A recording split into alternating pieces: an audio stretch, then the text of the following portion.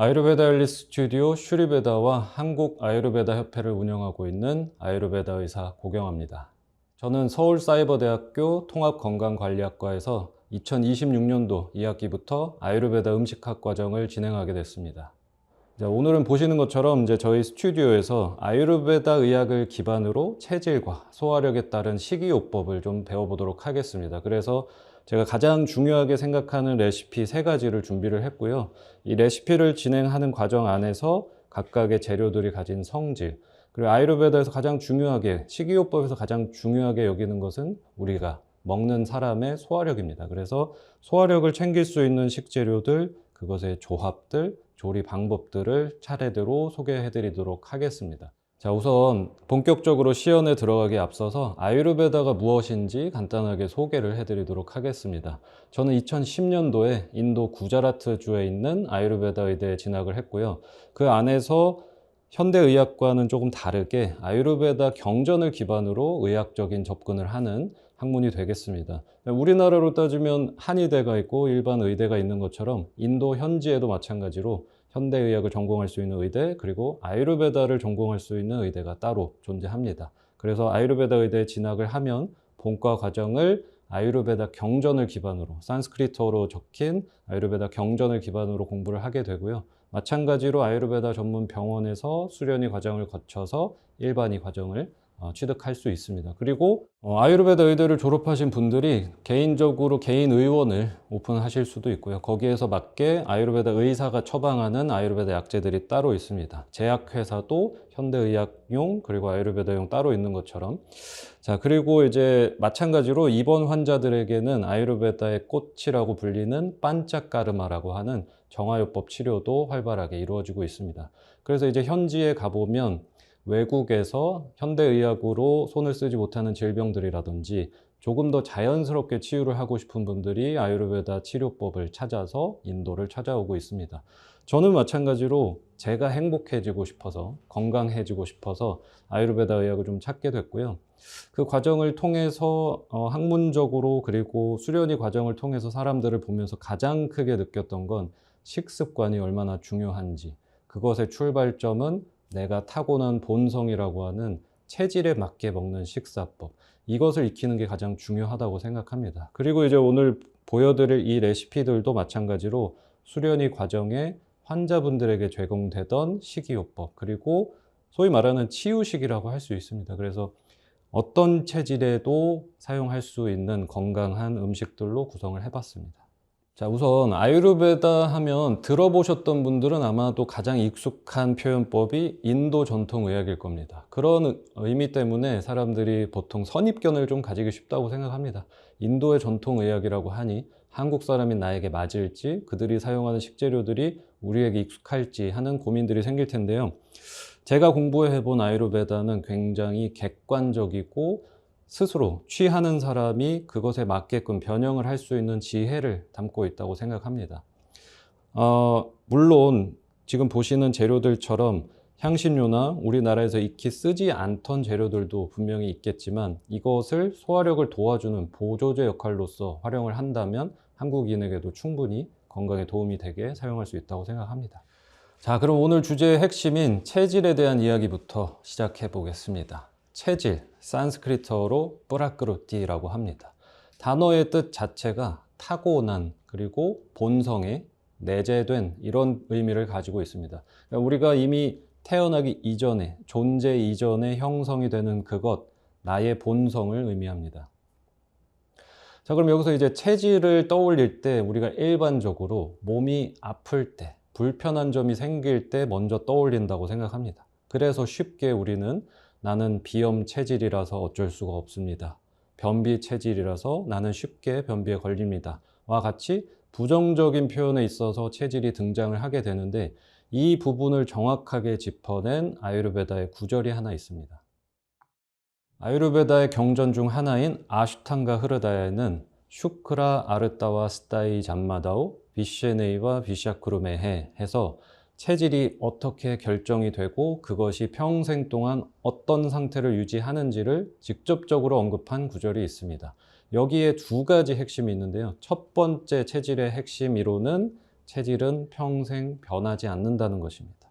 우리가 쉽게 생각하듯이 예전엔 제가 이러지 않았는데 알러지 체질로 바뀌었습니다. 한약을 먹고 체질이 바뀌었습니다. 하는 이런 말을 종종 하곤 합니다. 그죠? 체질이 어떤 이유로 바뀌게 되었다. 우리가 느끼기에 그런 감각을 느낄 수 있다고 생각하지만 사실 이것을 현대과학적으로 들어가 보면 어머니의 유전 정보죠. 어머니의 난자 속에 어머니의 유전 정보가 들어가게 되고 아버지의 정자 속에 아버지의 유전 정보가 담기게 됩니다.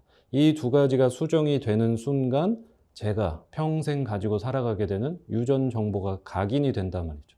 이 유전 정보라는 것이 우리가 후천적인 습관이나 약물, 어떤 이유로 변화할 수는 없단 말이죠. 과학적으로 불가능한 이야기입니다.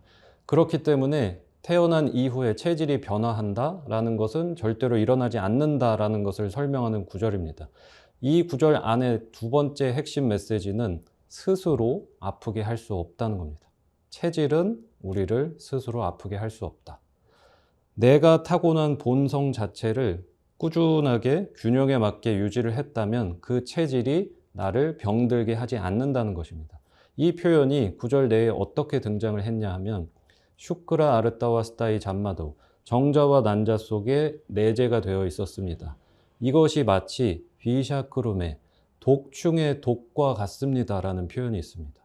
독충이 독을 지니고 태어나지만 그 독 때문에 내가 감기에 걸리고 배탈이 나고 하는 일은 없습니다. 더 직접적으로 설명을 드리면 맹독을 지닌 독사가 자기의 독 때문에 시름시름 앓다가 일찍 죽었다. 이런 일은 과학적으로 일어날 수 없겠죠. 이것을 정확하게 비유한 것처럼 독성을 지닌 것을 타고나지만 스스로 절대로 아프게 할 수 없다는 겁니다. 여기에서 중요해지는 것이 바로 후천적인 선택입니다. 내가 어떤 음식을 선택하느냐, 어떤 생각을 하고 사느냐, 어떤 운동을 하느냐에 따라서 나의 본성에서 어긋나는 순간 우리가 느끼는 정서적, 육체적 괴로움이 발생한다는 겁니다. 그래서 오늘 이제 체질 식이요법을 하겠지만 우리가 기계적으로 체질을 검색하고 찾아서 나의 체질에 맞는 것, 좋은 것과 나쁜 것을 구분해서 살 수 없고 이 체질을 본성을 내가 타고난 이 균형점을 유지하기 위해서는 소화가 잘 되도록 균형에 맞도록 구성을 해주는 것이 가장 중요하다라는 것을 먼저 인식하고 시작을 해봤으면 좋겠습니다. 두 번째로 드리고 싶은 이야기는 체질은 MBTI 검사처럼 간단하지 않다는 겁니다. 우리가 쉽게 검사해서 나에게 맞는 것, 맞지 않는 것 A4 용지로 받아보신 기억 있으실 겁니다. 이것을 받는다고 하더라도 이대로 살아가기엔 굉장히 힘들겠죠? 체질이라는 것은 나의 타고난 본성이고 내가 가장 잘 알 수 있습니다. 이것을 위해서 아유르베다가 가진 덕목은 매일 스스로를 탐구하는 것이 인생의 가장 중요한 덕목이다라고 했습니다. 이 강의를 들으시는 여러분도 마찬가지겠지만 저도 마찬가지로 어려서부터 제 본성과 어긋나는 제 균형을 무너뜨리는 식생활 습관이 분명히 있었을 겁니다. 매일같이 먹고 마시는 것에서 제가 타고난 것과 조금은 다른 성질의 것을 마시고 먹고 하는 일이 굉장히 오랫동안 지속이 됐을 거란 말이죠. 그렇기 때문에 내가 태어난 이후에 내가 어떤 생활 습관을 가지냐에 따라서 삶의 방향성이 많이 달라졌을 겁니다. 이것을 되감기 위해서는, 즉 내 본성대로 편리하게 편안하게 살기 위해서는 매일 내가 어떤 반응을 하면서 살고 있는지 자각해야 한다는 겁니다. 어떤 음식을 먹더라도 이걸 먹고 난 후에 컨디션 변화가 어떠한지, 어떤 음식을 먹었을 때 편안한지를 자꾸만 자각을 하면서 이 과정은 MBTI 테스트처럼 한 번에 일어날 수 없다는 겁니다. 매일 스스로를 관찰하고 탐구하라. 그 이유는 간단하겠죠? 아침과 저녁만 해도 대사 균형 차이가 크게 존재합니다. 아침에 소화가 느리고 저녁이 되면 어느 정도 활성화가 되어 있고 봄에 몸이 무겁고 겨울로 갈수록 몸이 가벼워지지만 건조해지고 시간에 따라서도 그리고 나이에 따라서도 우리의 소화 대사치는 크게 변화를 하고 있습니다. 그렇기 때문에 한 번에 쉬운 체질 판단, 식단 구성이 아니라 매일의 탐구를 통해서 꾸준히 이어가야 한다. 여기에서 마지막으로 핵심 메시지는 아유르베다 치유의 첫 번째 조건입니다. 니다나 파리바르자나. 니다나를 불교 용어로 인연이라고 합니다. 파리바르자나는 제거라고 합니다. 내가 건강해질 수 있는 첫 걸음은 바로 니다나 제거하기라고 했습니다. 내가 매일같이 짓고 있는 인연, 즉 병의 원인을 제거하는 것에서부터 시작하라는 겁니다. 오늘 레시피를 배우신다고 해서 이 레시피를 내 일상에 한 가지 늘리신다고 해서 치유가 극적으로 일어날 수는 없다는 겁니다. 내가 이 식사 외에 오늘도 균형점에서 벗어나게 하고 있는 먹으면 안 되는 음식들, 알면서도 찾고 있는 몸이 불편해지는 음식들, 그 인연들을 제거하는 것부터 시작해야 한다는 것을 전제하고 이 수업을 들어보셨으면 좋겠습니다.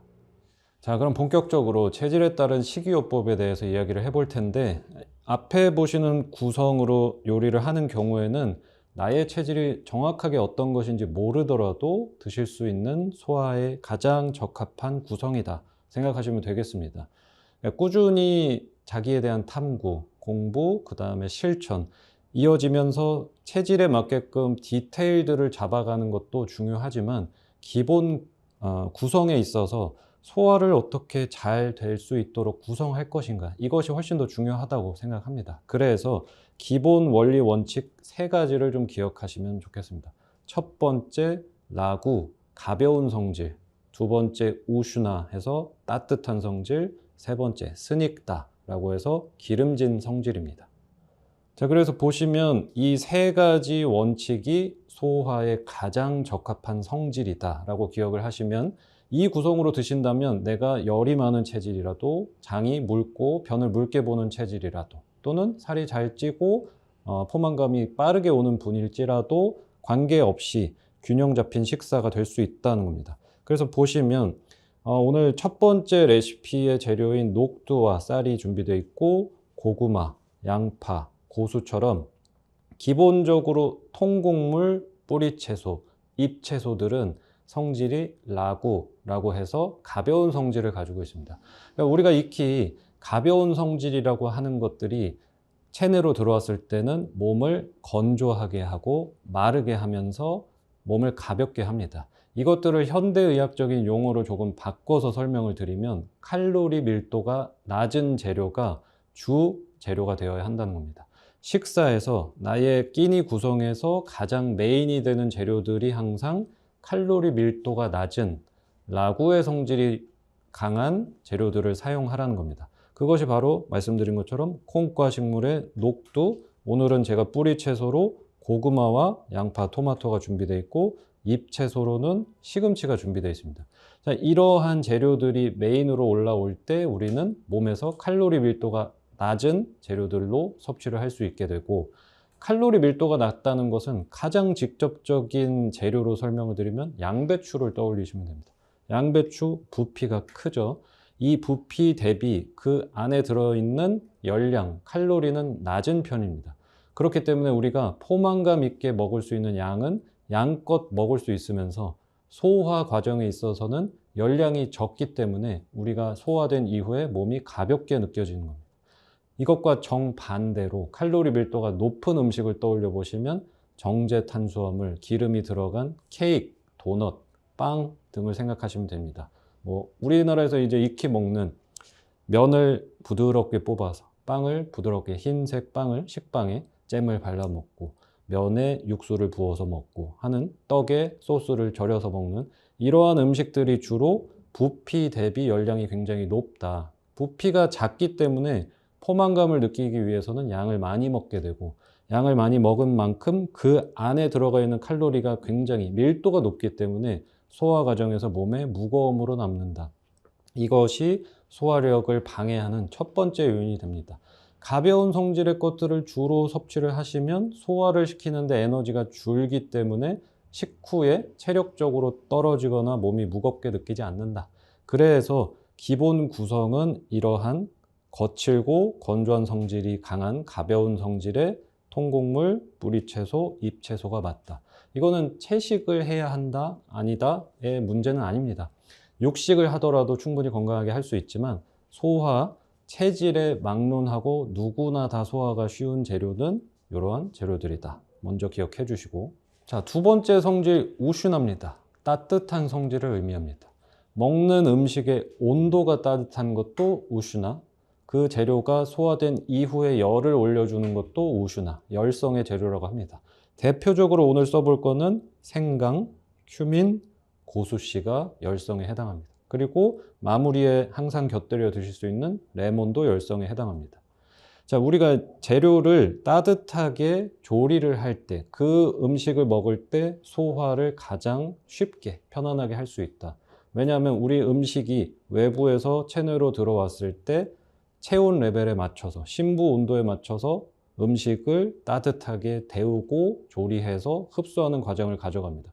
그렇기 때문에 이 과정에 사용되는 에너지를 보존하시기 위해서는 외부에서 열을 가한 조리된 음식을 먹는 것이 훨씬 더 소화에 유리하다. 이것이 정확하게 현대 과학과 대척되는 지점입니다. 건강을 위해서 우리가 익히 생각해온 것들은 생채소, 생과일. 우리가 몸이 아프면 샐러드 많이 먹어라, 과일 많이 먹고 주스 먹어라 하는 방식으로 건강을 챙기게 되는데, 아유르베다 관점에서는 생과일, 생채소, 차갑게 먹는 음식들은 영양가는 풍부할지언정 소화력이 떨어져서 몸이 아파진 나의 입장에서는 굉장히 부담스러운 음식이 된단 말이죠. 그래서 생채소, 생과일보다는 따뜻한 온도로 조리한 음식이 우슈나의 성질을 가져오기 때문에 소화력 보존에 좋다. 두 번째는 모든 음식을 다 가열하고 따뜻하게 먹을 수는 없을 거란 말이죠. 과일을 모두 다 데워서 먹을 수도 없고, 이런 음식들을 드실 때 보완하기 좋은 것들이 레몬이나 향신료처럼 먹고 난 후에 몸에서 열을 올려주는, 소화력을 끌어올려주는 향신료나 재료들을 곁들여서 쓰시면 보완이 잘 된다. 그래서 항상 기억하실 것은 음식을 드실 때 기본적으로 따뜻한 온도나 따뜻한 성질을 보완해서 드셔라. 자, 여기 가운데 쪽, 우리의 소화력이 집중된 자리, 아그니의 자리라고 합니다. 이 자리는 온도가 생명입니다. 따뜻한 온도가 유지되는 것이 몸의 입장에서도 면역력을 유지하고 소화력을 유지하는 데 최고입니다. 이 온도를 일정하게 유지하기 위해서 몸은 많은 에너지를 사용하고 있습니다. 그런데 우리가 아침에 일어났을 때 잠을 깨우기 위해서 아이스 음료를 한 잔 벌컥벌컥 마시면 이 온도가 크게 떨어질 거란 말이죠. 체질에 따라서 체질이 더디신 분들은 길게는 아이스 음료 한 잔에 떨어진 체온을 심부 온도를 올리는데 3시간, 4시간까지도 필요합니다. 그러면 아이스 음료 한 잔을 드신 분이 체질적으로 열성을 잘 내지 못하는 분이라면 3, 4시간은 이 온도를 높이기 위해서 많은 에너지를 가져다 쓰게 되고, 오히려 아이스 음료로 아이스 커피를 먹고 잠이 깬 것 같지만 이후에는 체력적으로 더 고갈이 되는, 이런 상태에서 다음 끼니가 들어오면 소화가 더 더뎌지는, 그렇기 때문에 아이스 음료가 건강에 가장 주적이다라고 일단은 생각해 볼 필요가 있습니다. 그래서 이 심부 온도가 따뜻하게 유지되는 것을 가장 잘 할 수 있는 것이 따뜻하게 조리된 음식, 열성의 식재료들을 사용하라 입니다. 자, 마지막 성질은 스닉다라고 합니다. 기름진 성질입니다. 가장 의아한 지점일 겁니다. 오늘은 이제 그 스닉다에 해당하는 재료로서 기버터와 올리브 오일을 준비했습니다. 일반적으로 우리가 기름진 성질을 먹는다라고 하는 것을 떠올려 보면요, 음식이 느끼하다, 기름이 줄줄 흐른다, 튀긴 음식이다 하는 것처럼 생소할 겁니다. 건강과 기름 굉장히 떨어져 있다라고 생각할 수 있는데, 여기에서 말하는 기름진 선택은 바로 퀄리티가 좋은 지방을 곁들여서 먹는 겁니다. 그리고 이 전제는 우리가 이 부분만 수업을 들으신다면 그래서 우리가 아침 공복에 올리브 오일을 먹는구나 라고 생각하실 수 있는데, 전제 조건은 3가지 성질이 함께 있을 때 작용한다는 겁니다.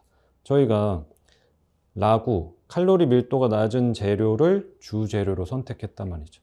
이 재료들은 말씀드린 대로 살이 빠지고 몸이 건조해지는, 차갑고 거칠고 건조한 성질들이 강하단 말이죠. 그럼 이 재료들만 몸에서 취했을 때는 체질에 따라서는 오히려 속 건조가 심해지고 변비가 심해질 수도 있고요.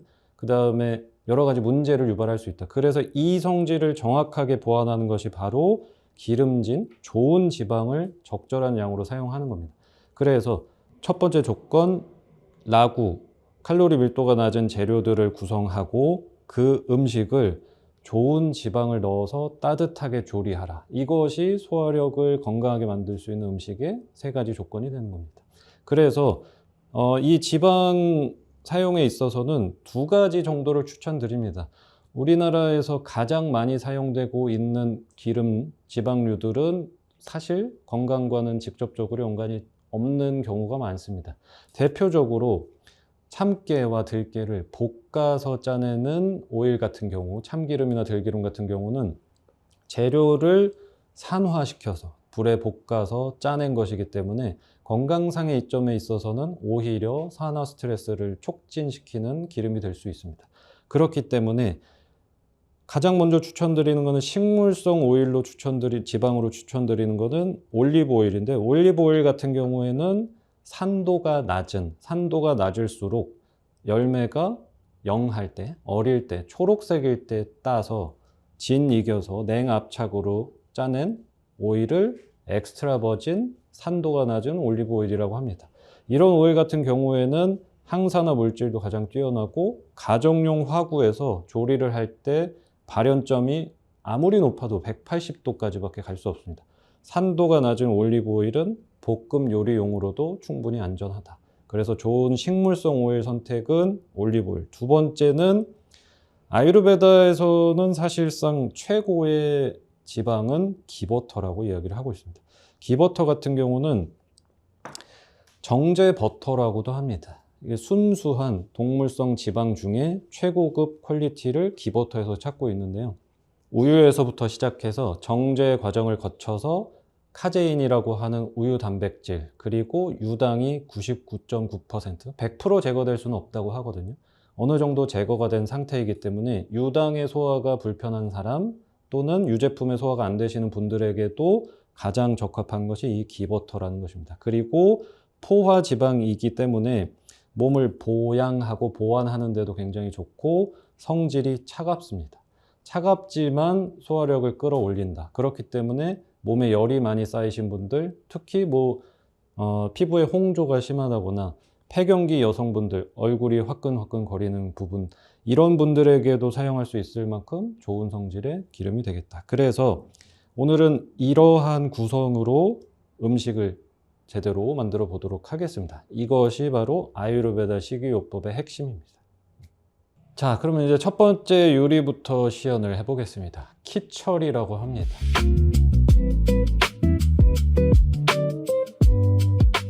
콩과 식물을 가지고 우리나라의 죽을 생각하시면 가장 가까운 요리가 되겠습니다. 녹두죽의 형태와 가장 비슷하고요. 사실은 인도의 음식이 이제 커리를 만드는 과정과 굉장히 흡사합니다. 죽의 형태처럼 나오는 음식이기 때문에 소화가 가장 쉬운, 실제로 아유르베다 병원에서 환자식의 단골로 등장하는 것이 바로 이 키처리라는 음식이고, 저도 마찬가지입니다. 제가 배탈이 나거나 감기에 걸리거나 알러지가 심해지거나 치유가 필요하다 판단이 되면 무조건 먹는 것이 바로 이 키처리다. 주 재료부터 설명을 드리면 녹두를 선택하는 이유는 이 재료의 성질이 사뜨바라는 성질이 있습니다. 사뜨바라는 것은 밝고 가벼운 성질을 가지고 있다고 합니다. 밝고 가벼운 성질의 녹두를, 성질은 소화된 이후에 차가운 성질을 갖기 때문에 소화력을 보존하기 위해서 거기에 반작용을 일으킬 수 있는 열성이 있는 강황, 휴민, 고수씨까지 사용을 하게 되고요. 이 강황의 주 성분인 커큐민 성분이 체내에 흡수가 잘 되게 하기 위해서 가장 필요한 조합이 바로 양파와 토마토입니다. 그래서 이 양파와 토마토를 기버터에 볶아서 여기에 열성이 나는 향신료들을 넣고 조리를 하다가 녹두 재료를 넣고 이 맛을 보완하기 위해서 뿌리 채소인 고구마까지 넣어서 조리를 하면 가장 이상적인 형태의 키처리가 되겠습니다. 그럼 먼저 시작을 해보겠습니다. 양파는 먹기 좋은 크기로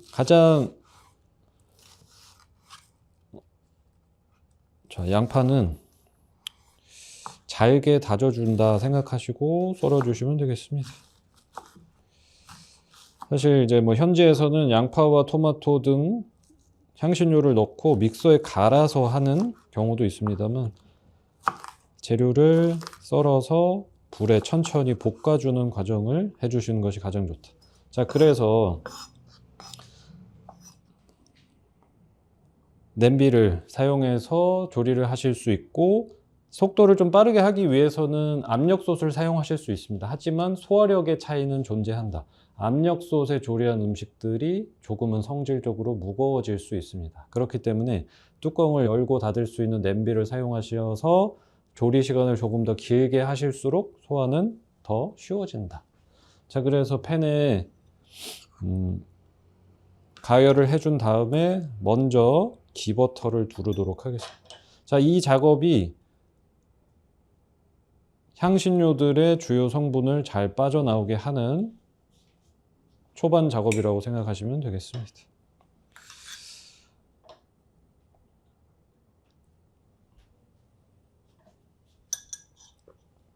자, 여기에 큐민 한 꼬집, 그리고 고수씨 한 꼬집을 넣습니다. 고수씨는 여기 보시는 것처럼 고수 잎은 우리가 익히 먹고 있는 재료인데요.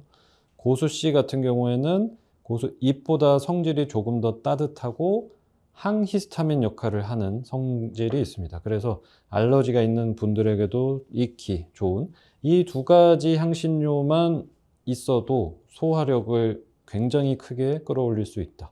만약에 한국의 가정에서는 사실 큐민이나 고수씨가 일반적으로 있는 재료들은 아니기 때문에 이 두 가지가 없을 때는 키처리를 못 만드신다 생각하지 마시고 생강만이라도 갈아서 넣으시면 도움이 될 수 있습니다. 자, 여기에 향신료를 넣어주고 양파부터 천천히 볶아주도록 하겠습니다.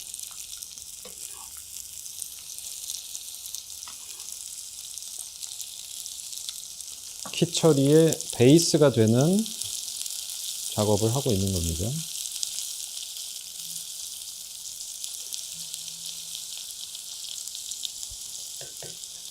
자, 여기에 이제 토마토까지 넣어 주셔야 하는데, 토마토 가장 다루기 까다로운 재료라고 생각해 주셔야 합니다. 일반적으로 우리가 토마토를 먹을 때 씨를 제거하고 드시는 분은 없을 거라고 생각해요. 토마토의 씨는 염증을 유발할 수 있고 자가 면역 질환이 있는 분들에게는 절대로 먹지 못하게 하는 재료라서, 요리를 하실 때 내가 치유식을 한다, 소화력이 좀 떨어진다 하시는 분들은 반드시 씨를 제거해서 조리하시기 바랍니다. 그래서 제가 음식 강의에서 절대로 먹지 말라라고 강조하는 것이, 간식으로 방울토마토 먹지 말라 이야기를 항상 많이 드리거든요.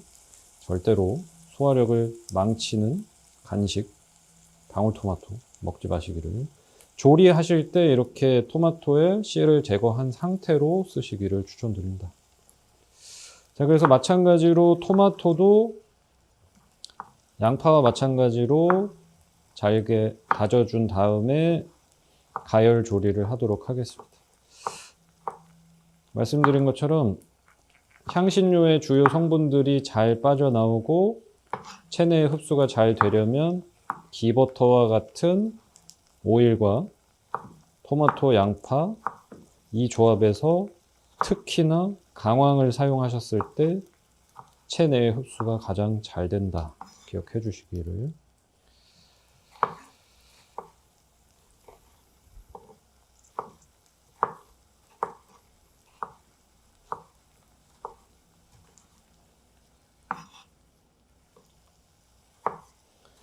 오늘의 재료의 양은 대략 2인분 기준이라고 생각하시면 됩니다. 그래서 그 기준을 바탕으로 재료를 넣어 주시면 되겠고요.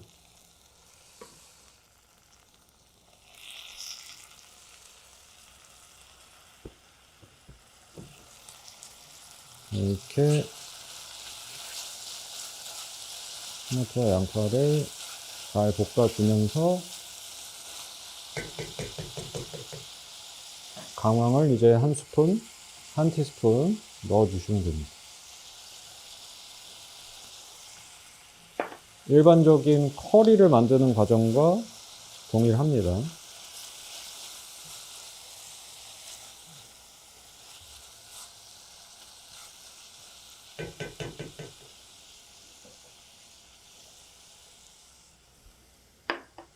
자, 여기에 마찬가지로 항산화 작용이 뛰어난 바질 허브도 넣어주겠습니다.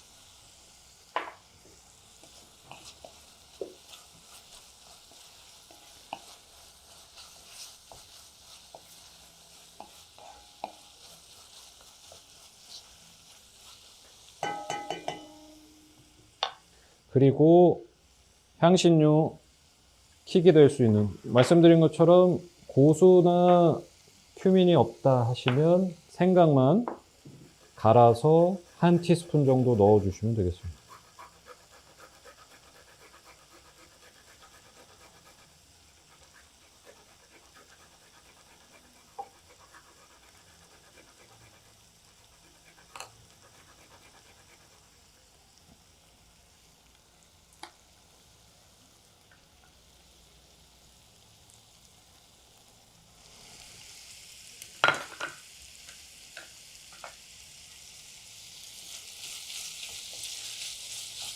여기에 기본적으로 밑간을 한번 해주시면 됩니다. 소금을 한 꼬집 정도 넣어서 약한 불에서 천천히 뭉개질 때까지 익혀주시면 됩니다. 다시 와서, 자, 그러면 이제 키처리에 들어갈 마지막 재료는 고구마, 뿌리 채소류 하나 사용해 주시면 되는데요. 고구마, 단호박, 비트처럼 단단한 뿌리 채소 하나를 선택해 주시면 되겠습니다. 저는 일반적으로 이제 커리 드실 때처럼 깍둑 썰기 해 주시면 되겠고요.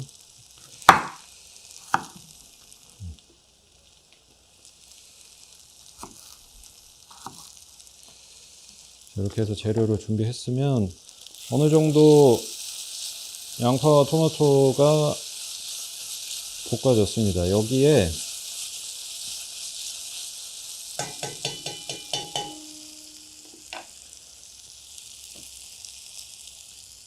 키처리의 메인 재료죠. 이거는 깐 녹두와 쌀을 1:1 비율로 섞어서 물에 불려둔 형태입니다.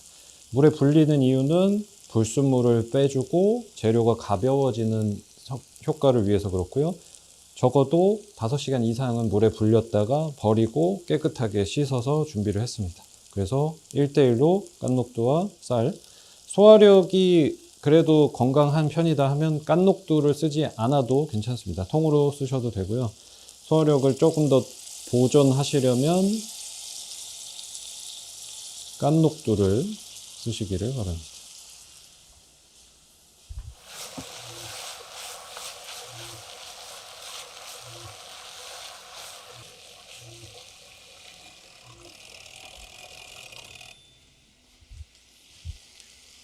자, 여기에 녹두를 넣은 다음에 간을 한 번 더 하고요. 잘 볶아줍니다. 아유르베다 요리의 특성 중에 하나가 팬에 재료를 볶은 다음에 끓여준다 라는 방식이 있습니다. 재료의 디톡스, 그 다음에 가벼운 성질을 늘려주는 방법이 불에 익히고 그 다음에 끓여주시는 거예요. 특히 육고기는 해산물처럼 어느 정도 오염이 될 수 있는, 요즘의 사육 환경에서는 오염이 되기 쉽다 보니까 오염이 될 수 있는 이런 중금속들이 체내로 유입되는 것을 막기 위해서 이렇게 기버터에 재료를 한번 볶은 다음에 끓이는 형태를 많이 사용하고 있습니다. 그래서 쌀과 녹두가 겉에가 어느 정도 익으면 마지막으로 썰어둔 고구마를 함께 볶아줍니다.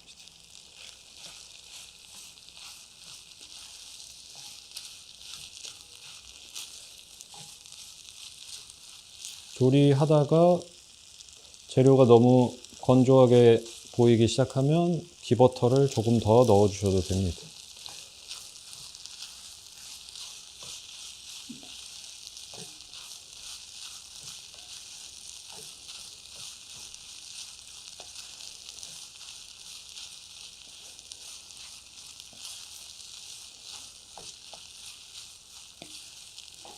녹두, 양파, 고구마 다 단맛의 재료들로 구성이 되는 경우에는 매운맛이 어느 정도 보완이 돼서 소화력을 도와주는 기능을 해야 될 때 말린 고추, 이렇게 페퍼론치노나 홍고추 같은 것들을 하나 썰어서 넣어 주시면 맛도 성질도 보완이 될 수 있습니다. 자, 이렇게 해서 전체적으로 한번 오일에 잘 볶아졌으면 이제 물을 넣고 끓여주시면 되겠습니다.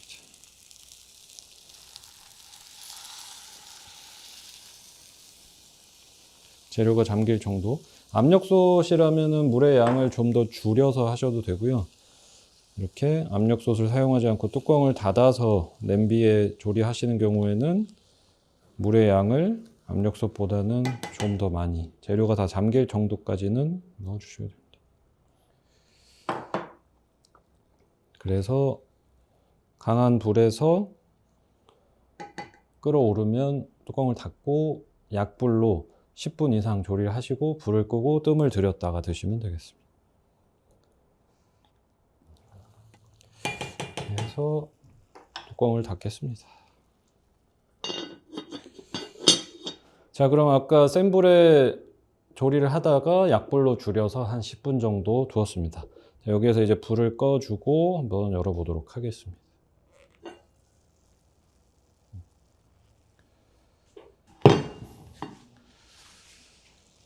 자, 보시는 것처럼 죽의 형태가 어느 정도 나왔죠. 말씀드린 것처럼 압력솥에 하시는 것도 방법이고, 냄비에 하실 때는 물을 많이 넣어서 조리 시간을 길게 하시면 소화가 더 가볍다. 이렇게 완성된 키처리를 덜어주시고요. 마무리를 좀 해보도록 하겠습니다. 키처리는 뭐 식사 시간대의 제약도 없고 컨디션에 대한 제약도 없다. 어떤 체질이건 어떤 컨디션에도 충분히 드실 수 있는 가장 기본적인, 저희 암 환자분들 대상의 식이요법 교육을 해도 항상 등장하는 레시피가 바로 이 키처리입니다. 그래서 이렇게 덜어주시고, 여기에 이제 마무리를 해주시는 방법은 두 가지 재료를 사용할 수 있습니다. 고수잎을 잘게 썰어서 마무리에 이렇게 얹어서 드시면 되겠다. 고수잎은 아까 이제 고수씨에서 설명드렸던 것처럼 알러지를 막아주는 안티히스타민, 항히스타민 역할도 하고 소화력도 어느 정도 보존할 수 있고 체내에 과하게 쌓인 열도 제거를 해줍니다. 여기에 킥이 되는 것이 레몬즙을 마지막에 둘러주시는 겁니다. 레몬은 체내에 들어갔을 때 바타 아눌로마나라고 해서 음식이 소화기관에서 대사 방향 따라서 밑으로 잘 내려갈 수 있게 도와주는 최고의 식재료가 되겠습니다. 그래서 식사하실 때 완성된 음식에 레몬즙을 뿌려주시는 거예요. 과일을 드실 때도 레몬즙을 곁들여 드시는 것이 과일 소화에 도움이 될 수 있습니다. 이렇게 완성을 했습니다. 자, 두 번째 레시피는 시금치, 생강으로 만드는 볶음 요리가 되겠습니다.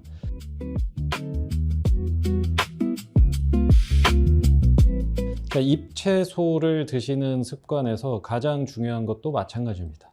이 재료, 라구, 칼로리 밀도가 낮고 거칠고 건조하고 차가운 성질을 지녔습니다. 그렇기 때문에 잎채소를 드시는 것도 생채소로 드시는 것보다 가장 좋은 방법이 따뜻한 성질을 보완하고 기름진 성질을 함께 드시는 것이 좋습니다. 우리나라 나물을 생각해 보셔도 굉장히 전통적인 방식의 건강한 습관이 들어가 있습니다. 나물을 데쳐서 거기에 오일을 버무려서 간을 해서 먹는 방식 비슷합니다. 시금치의 가벼운 성질, 거친 성질을 보완하기 위해서 올리브 오일에 볶아줄 거고요. 따뜻한 성질을 극대화하고 흡수율을 높이기 위해서 생강을 갈아뒀습니다. 이렇게 이 재료들 구성 하나만 가지고도 하나의 음식에서 세 가지 성질을 다 보완해서 드실 수 있습니다. 먼저 넓은 팬에 충분히 달궈주는 것으로 시작하겠습니다.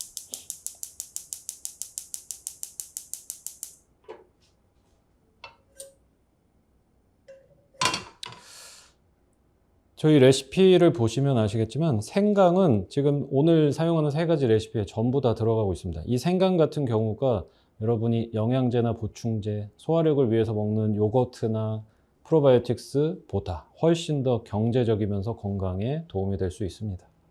이 생강 같은 경우에 따뜻한 차로 드시거나 음식에 곁들였을 때 특히나 여성분들의 PMS, 여성 건강에도 도움이 많이 되고 비염이나 축농증처럼 축축하게 상기도에 농이 쌓이는 경우에도 도움이 되고 변이 묽으신 분들 다양하게 모든 체질에 맞춰서 쓸 수 있는 게 가장 경제적인 생강이 되겠습니다. 그래서 팬을 충분히 뜨겁게 달궈 주시고 여기에 아까 말씀드린 것처럼 냉압착해서 산도가 가장 낮은 올리브 오일을 선택하시면 가정용 화구 튀기는 정도의 온도까지 가셔도 180도까지입니다. 이 올리브 오일 같은 경우 산도가 낮고 냉압착해서 첫 번째 뽑은 엑스트라 버진 올리브 오일이기 때문에 발연점까지 도달하지 않으니 안심하고 쓰시면 되겠다. 그래서 달궈진 팬에 오일을 충분히 둘러주시고요. 생강은 먼저 넣어서 볶아주도록 하겠습니다. 눌러붙지 않도록 빠르게 펴서 볶아주시고요. 시금치를 넣기 전에 볶아주셔야 됩니다.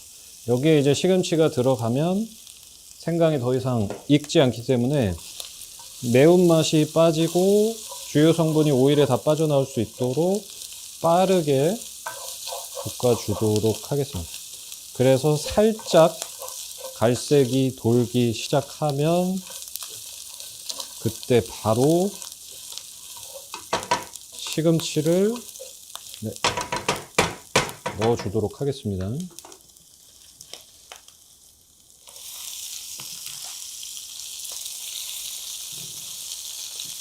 자, 그리고 바로 이어서 소금 간을 해주시면 되겠습니다.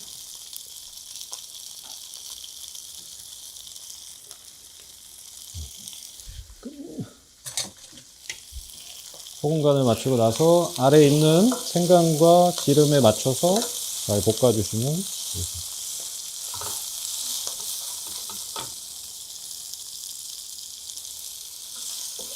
숨이 너무 많이 죽지 않도록 뜨거운 기름에 넣어서 한번 휘젓고 코팅이 잘 되면 바로 꺼내주시면 되겠습니다. 우리가 이제 시금치 나물을 데쳐 드실 때도 오랫동안 데치면은 숨이 너무 많이 죽어버리는 것처럼 이 음식도 겉에만 살짝 익혀주신다 생각하시면 되겠습니다.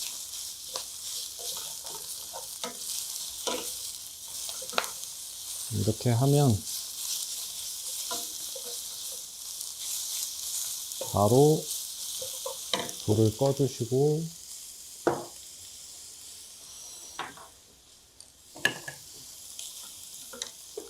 덜어주시면 되겠습니다.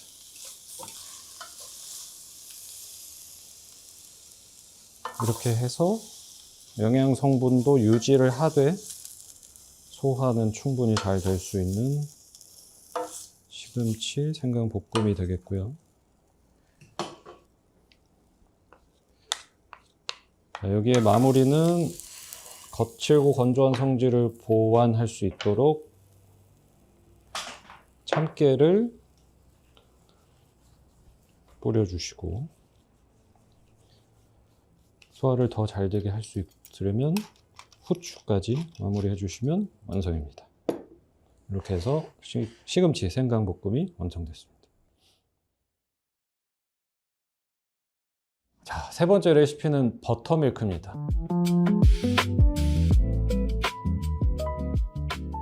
산스크리트어로 따끄라라고 해서 그라하니라는 질병의 치료제로 쓰이는 음식입니다. 그라하니는 현대의학에서 말하는 과민성 대장증후군 또는 소장내 세균 과증식처럼 소화기관 자체에 구조적으로나 여러 가지 문제가 생긴 질병을 통칭하는 질병이 되겠습니다. 그라하니라는 질병을 치료하기 위해서 메인 재료로 쓰이는 것이 바로 이 그릭 요거트가 메인 재료가 되겠습니다. 무첨과 그릭 요거트, 설탕이나 다른 재료가 들어가지 않고 원유에 유산균만 사용해서 만든 그릭 요거트가 주 재료가 되겠습니다. 아유르베다 고전에서도 소화기관에 유산균이 풍부한 재료를 쓰는 것이 도움이 된다라는 이해를 가지고 있었다고 볼 수 있는데요. 여기서 가장 지혜로운 점은 요거트의 성질이 차갑고 무겁고 기름지다는 겁니다. 요거트 자체를 우리가 일반적으로 생각할 때 소화에 최적화된, 소화가 잘 되는 음식이라고 오해를 하기 쉽습니다. 요거트를 드신 후에 소화가 되고 나면 그 속에 들어있던 유산균이 나의 장 속에 자리를 잡으면 앞으로의 소화 기능이 개선되는 것이 요거트지, 요거트 자체가 드신다고 소화가 잘 되는 음식이 아니다. 왜냐하면 유제품이고 기름지고 차갑고 무겁기 때문입니다. 그래서 이 성질을 이해한 상태에서 보완해서 먹는 방법으로 버터밀크라는 것을 전통적으로 사용해 왔습니다. 그래서 이 요거트, 무첨가 그릭 요거트를 우선 넣고 여기에 가볍고 건조한 성질을 보완해서 먹겠다는 것이 버터밀크의 핵심입니다. 자, 그러면 이것을 어떤 방식으로 했느냐? 내가 사용하는 그릭 요거트의 2배수 또는 3배수까지 물을 넣어주시면 된다.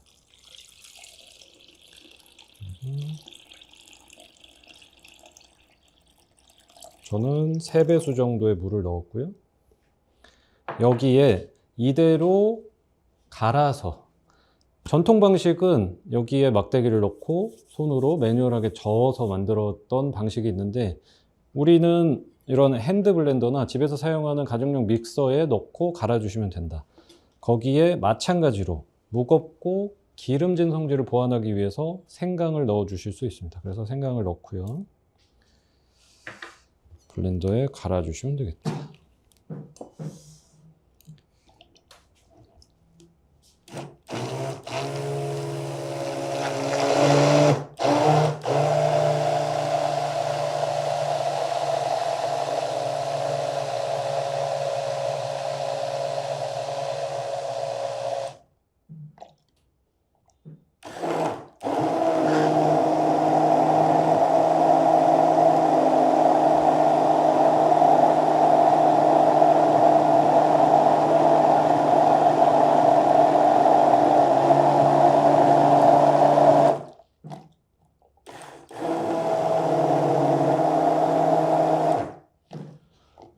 이 과정을 이러한 과정을 순수한 아유르베다 용어로 설명을 드리면 무겁고 기름진 성질을 보완하기 위해서 거칠고 건조한 바타 도샤라는 성질을 올려서 먹는 방식입니다. 바타 도샤는 움직임의 성질을 가지고 있어서 마찰을 일으켜서 움직임을 주면 이 재료의 성질의 보완이 일어난다라는 방식으로 접근을 했습니다. 현대과학적으로 말하자면 이 무거운 재료에 있는 것들을 물로 유산균들이 쉽게 빠져나올 수 있게끔 해주는 방식이라고 생각하시면 되겠다. 그래서 이 버터밀크를 언제 드시는 것이 가장 좋으냐 하면 점심 식사, 식후에 드시는 것이 가장 좋습니다.